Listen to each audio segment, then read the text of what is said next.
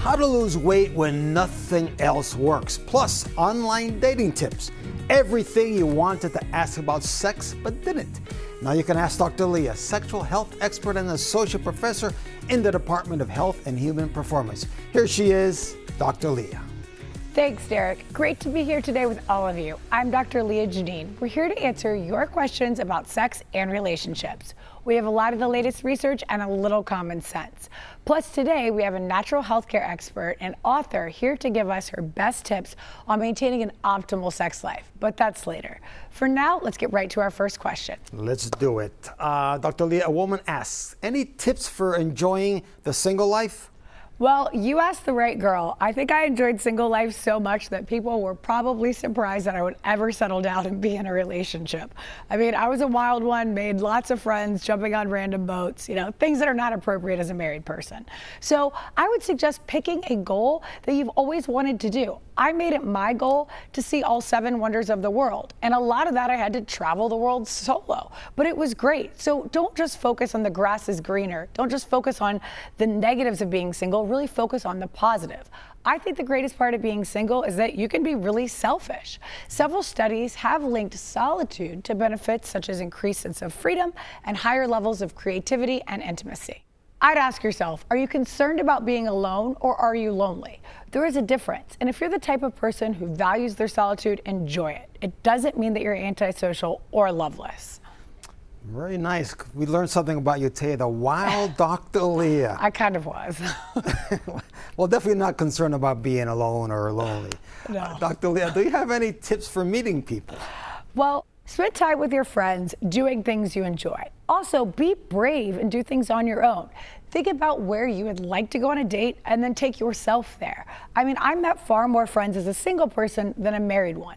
So go out on a movie or eat dinner out alone. You probably won't be the only person doing it, and you could start small by just going out to grab a quick bite.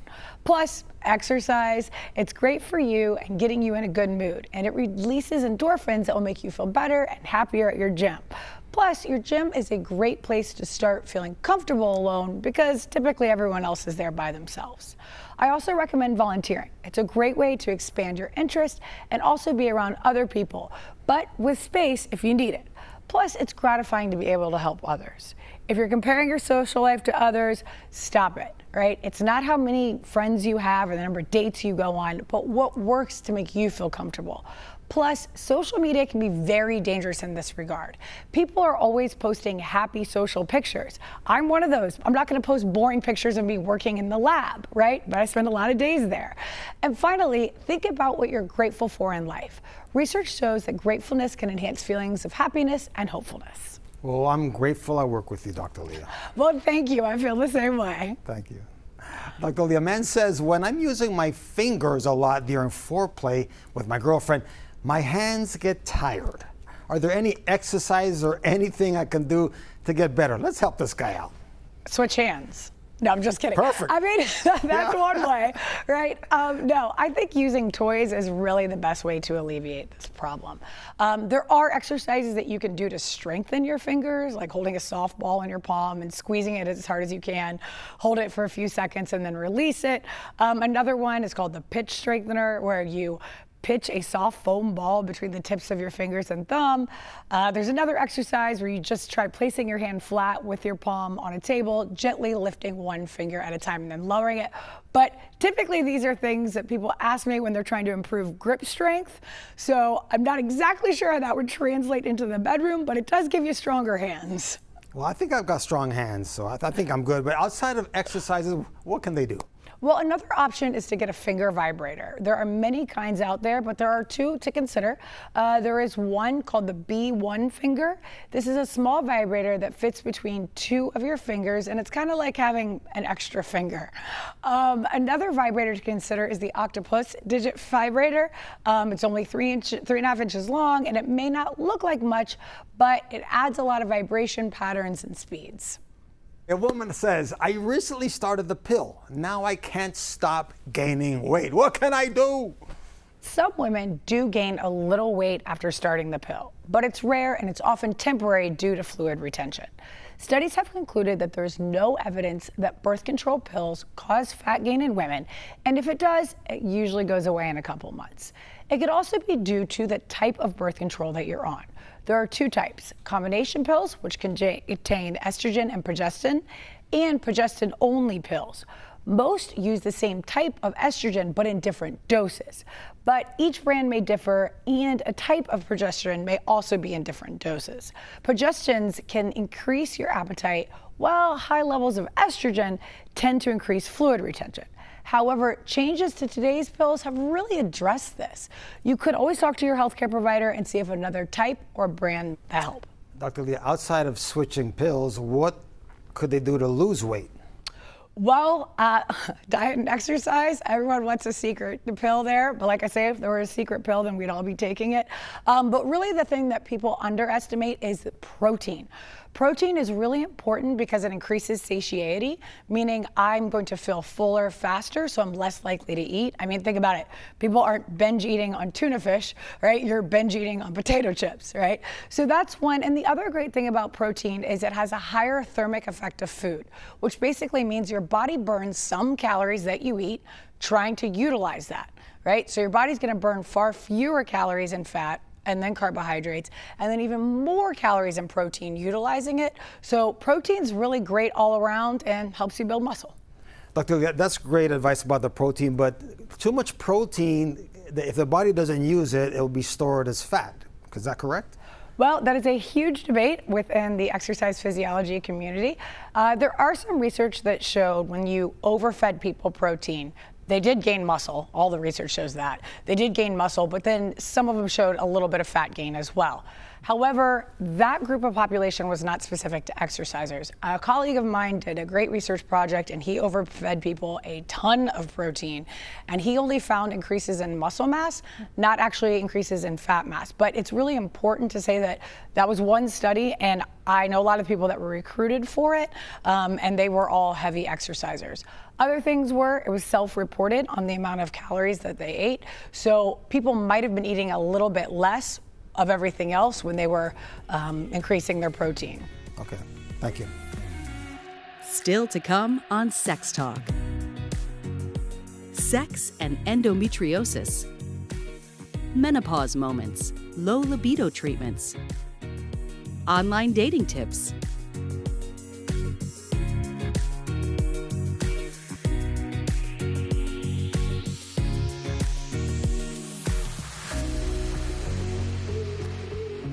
It's estimated that 10% of women have endometriosis, an often painful condition that causes a variety of symptoms.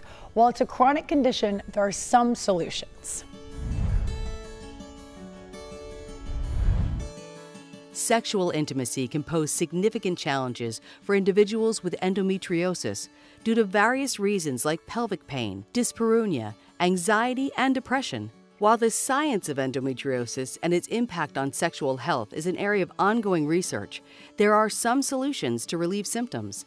Pelvic floor physical therapy, which focuses on strengthening and relaxing the muscles in the pelvic region, can be beneficial. These exercises can help relieve pain and increase comfort during sexual activities. Consider being intimate during less painful phases of your cycle. People with endometriosis may find that they have flare-ups during ovulation or menstruation, making sex less comfortable at these times. Certain positions can also be more comfortable than others. For example, there are several positions that minimize deep penetration, so be sure to have a conversation with your partner about what's best for you. Pain management is also important. Various pain management strategies, including medications, hormone therapies, and nerve block procedures, can help alleviate the pelvic pain associated with endometriosis. Effective pain management can contribute to improved sexual experiences. While endometriosis isn't considered treatable, surgically removing endometriosis is another option that may offer a long-term solution to alleviating pain. Managing endometriosis requires a comprehensive and multidisciplinary approach involving gynecologists, pain specialists, mental health professionals, and other sexual health experts. Collaborative efforts can address both the physical and emotional aspects of the condition. So if you have some of these symptoms, talk to your doctor about your concerns because there are some options. Coming up, we get into those online dating tips, plus what to do if you have pain with orgasms. If you have a question for Dr. Leah, please send an email to questions@allhealthtv.com. Find out more about sex talk. Go to askdrleah.com.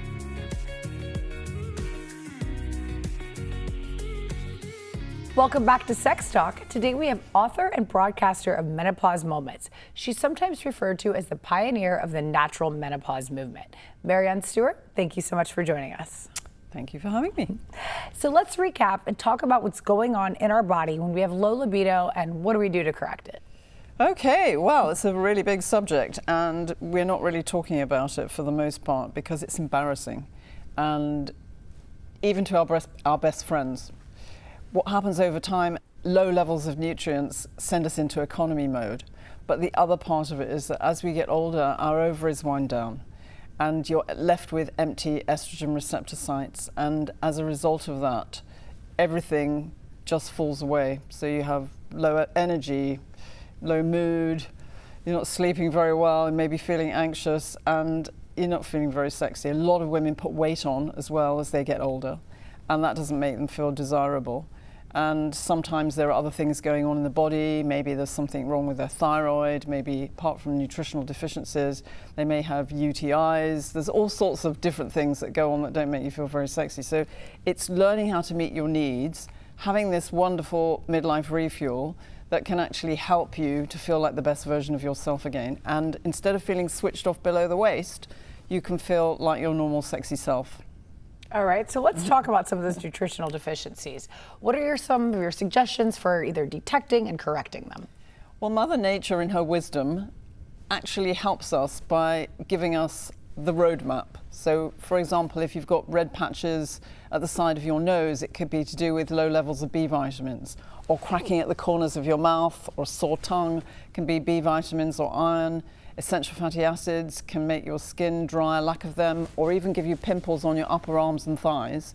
And then sometimes your nails break, and that could be to do with zinc and maybe iron, and then your hair can get split and brittle and sometimes thin or even falling out.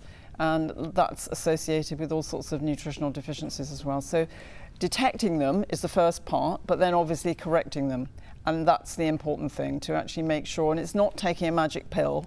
You need to do it through your diet as well as maybe take some supplements. So what would you suggest for natural ways through the diet to correct these hormonal imbalances? The first thing is get your nutrients in an optimum range. That's the most important thing. So it's eating a rainbow diet. So lots of fresh fruit, vegetables, plenty of protein. If you have meat and fish, that's fine. If not, good vegetarian protein, and never skipping meals, so that you always keep everything ticking over and you're constantly having the refuel. And then obviously consuming foods that are rich in Mother Nature's estrogen. So things like soy, edamame beans, soy milk, or flax seeds. Wonderful golden flax seeds are another rich source. And to some degree, you've got chickpeas, lentils, mung beans, hummus even. There's very simple things that you can reach for that are going to help to fool your brain into thinking you've got normal circulating estrogen again.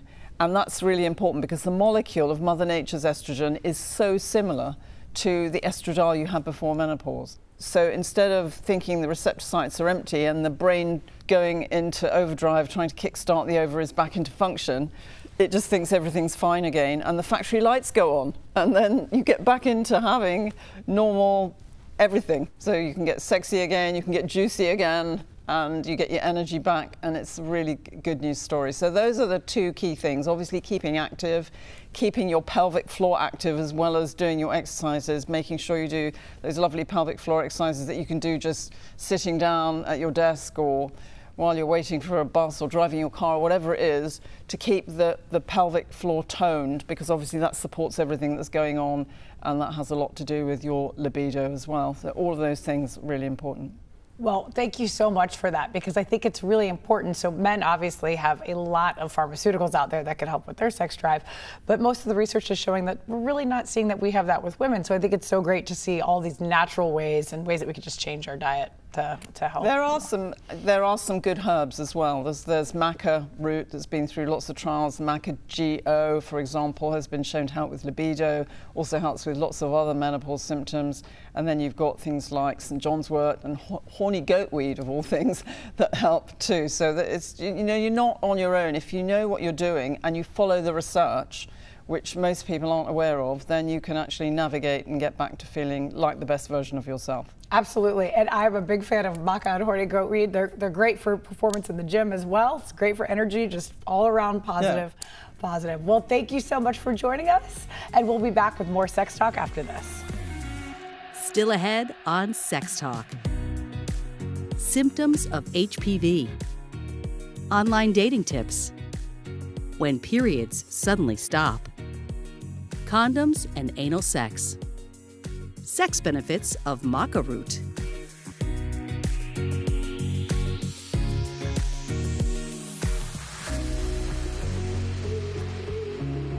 Back here on Sex Talk, let's take some more questions from our viewers.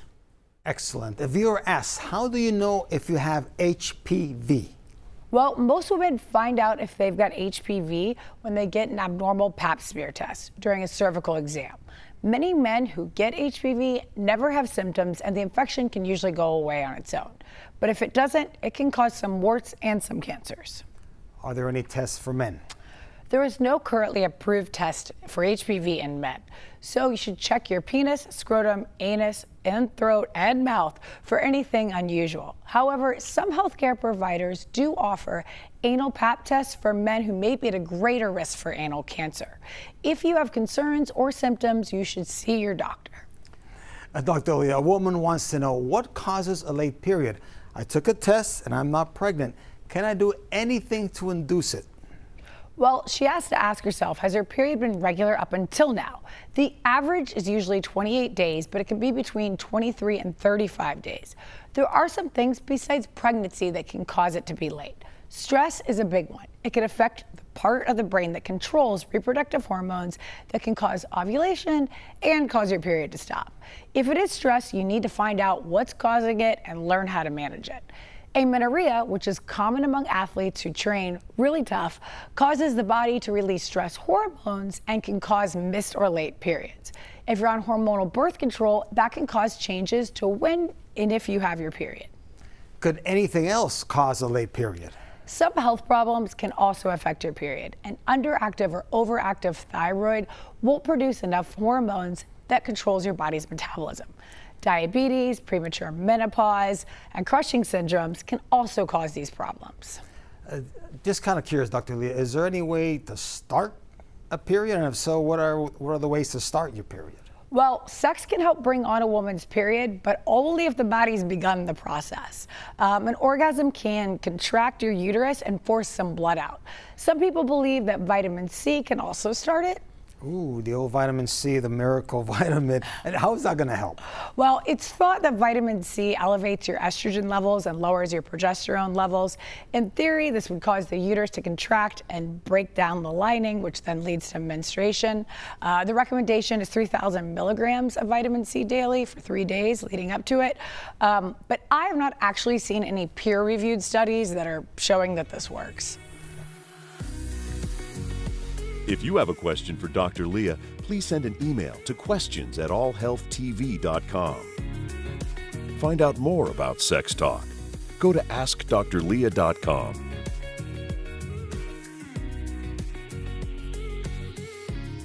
Interested in online dating or getting on an app? We have some tips to make sure you increase your chances of finding a great match.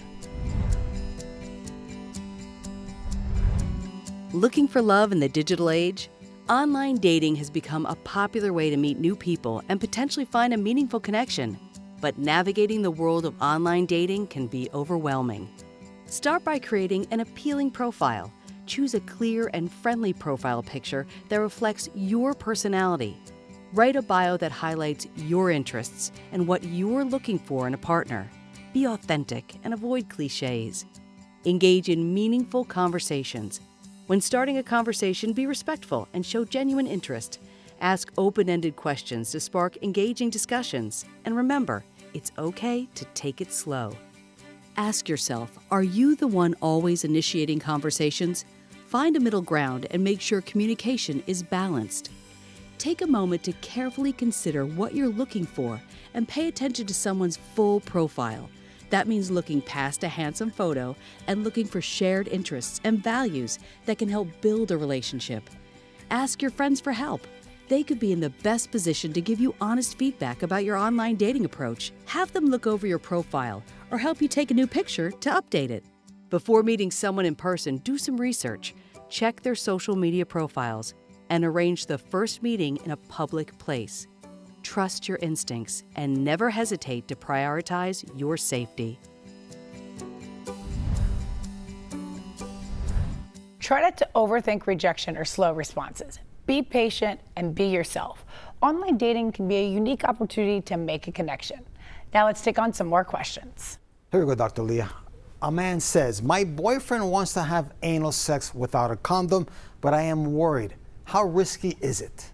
The risk depends on a couple of factors, such as the type of relationship you're in now and how many partners you've both had. You don't want to catch an STI, so there are a few things you need to do before you ditch the condom. Since many STIs don't have any symptoms, you both need to get tested. And because STIs have an incubation period, you should get 2 negative tests before having unprotected sex. Share the results with each other. Yeah, Dr. Leah, this seems like there's something that they both should definitely discuss ahead of time. Oh yeah, well I mean it sounds like they have, but all couples need to have an open conversation with your partner about the risks, expectations, and any boundaries. If you aren't in a monogamous relationship, you need to come to an understanding about committing to use a barrier or use other barriers so that neither one of you can get infected. If you do find that one of you have an STI, it's typically not a deal breaker. Most infections can be cleared up with antibiotics. And if one of you has HIV, while condoms are recommended, antiviral therapy can help control it and get the viral load low enough to be undetectable, which may help prevent the transmission, but I'd still be using condoms. Also, if the person asking is female, switching from anal to vaginal can cause a whole bunch of health issues. There's a lot more bacteria that you can get through anal sex that can then be transmitted up the vagina, and that can cause a lot of painful and not nice diseases. Having barrier-free sex does have benefits, one being heightened sensation. It could also help promote deeper bonding and intimacy. Great advice. A woman says, I am pregnant and it hurts when I orgasm. Dr. Leah, is this normal? Cramping or painful twinges during or after orgasm is normal in a low-risk pregnancy. It's usually caused by increased blood flow to your abdominal area and changes to your cervix, which can make it more sensitive. If the pain is strong enough to make you double over or if you bleed, that could definitely be a sign of something more serious and you should contact your doctor. Depending on where you are in your pregnancy, the reason for painful sex varies.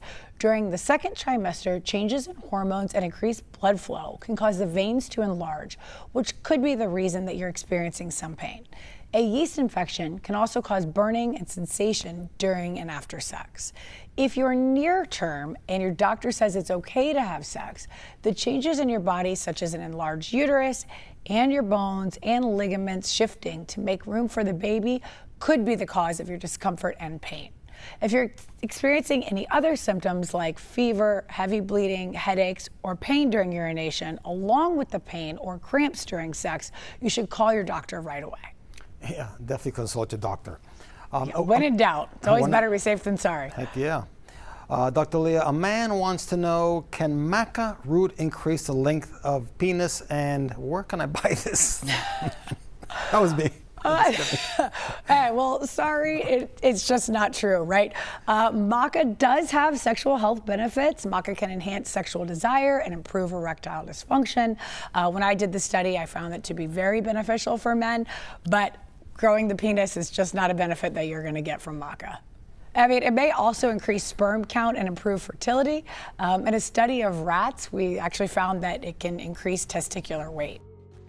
Well, Derek, that's all the time we have for today, but you can still send in your questions. I'm Dr. Leah Janine, and we will see you next time when we answer the questions you've always wanted to ask on Sex Talk.